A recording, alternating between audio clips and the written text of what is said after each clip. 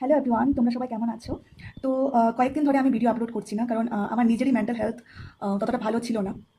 এখন অবধি ছিল না, এখন ভালো আছে, ঠিক আছে? তো কথাটা একটু পিকুলিয়ার যে এখন অবধি ছিল না, এখন ভালো আছে। তো আমার মনে হলো যে এই মুহূর্তে আমার এই ভিডিওটা করা উচিত, কারণ কয়েকটা দিন ধরে, দুটো দিন ধরে আমার এতটা মেন্টাল হেলথ খারাপ ছিল কোনো একটা বিষয় নিয়ে, নট ফ্যামিলি, কোনো বাইরের কোনো একটা ইস্যু নিয়ে আমি খুব ডিস্টার্ব ফিল করছিলাম, ঠিক আছে? এবং এটা একটা স্পিরিচুয়াল রিজন, কারণ কিছু কিছু মন্দিরে আমি এমন অদ্ভুত অদ্ভুত জিনিস দেখি যেগুলো আমার খুব কষ্ট দেয় আমাকে।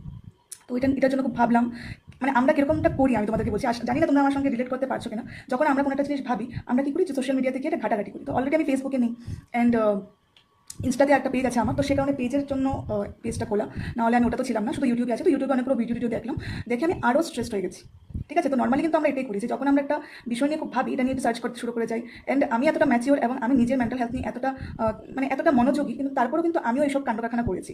এবং এই মুহূর্তে আমার মানে সকালবেলা এতটা খারাপ লাগছিল, তো আমি আমার যে কাজকর্ম আছে সকালবেলা আমার হাজব্যান্ডের জন্য রান্না করা, আমি ব্রেকফাস্ট করি। তো ব্রেকফাস্ট করার পর আমি এখন বসলাম, বসার পর আমি কি করলাম, আমার ট্যাবলেটটা নিলাম। নেওয়ার পর আমি আর কিছু করিনি, আমি শুধু অ্যাপে গেলাম। অ্যাপে যাওয়ার পর একটা মান্ডালা নিয়ে বসে গেলাম। অ্যান্ড আমি তোমাকে বলতে পারবো না যে এই মান্ডালাটা করার সঙ্গে সঙ্গে, মান্ডালাটা করতে আমার মানে 10 মিনিট লেগেছে, 9 থেকে 10 মিনিট লেগেছে। অ্যান্ড এই 9-10 মিনিটে আমি এতটা রিল্যাক্স ফিল করছি, আমার এরকম মনে হলো যে আমার মাথা থেকে সব কিছু চলে গেল। অ্যান্ড সত্যি কথা যেটা, মান্ডালা নিয়ে আমি খুব মানে খুবই ভালোবাসি মান্ডালাটা করতে, কিন্তু মান্ডালা এতটা কুইকলি কাজ করে সেটা আমি জানতাম না।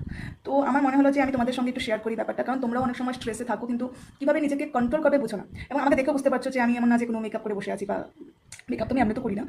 তারপরেও মানে ঘরের জামা কাপড় পরে আমি বসে গেছি, বিকজ আমার মনে হয়েছে যে ইউটিউবে এসেছি এই ফ্যান্সি ফ্যান্সি কী বলে আর্ট, ঠিক আছে না? আর যতটুকু আমার মনে হলো এই ফেসবুকে আসার পর, এখানে মানুষ আর্ট কম দেখে, ঠিক আছে না? যে একটা ভিডিও আছে আমার, যেটাতে আমি অনেক মেহনত করেছি, সেটাতে কোনো ভিউজ নেই।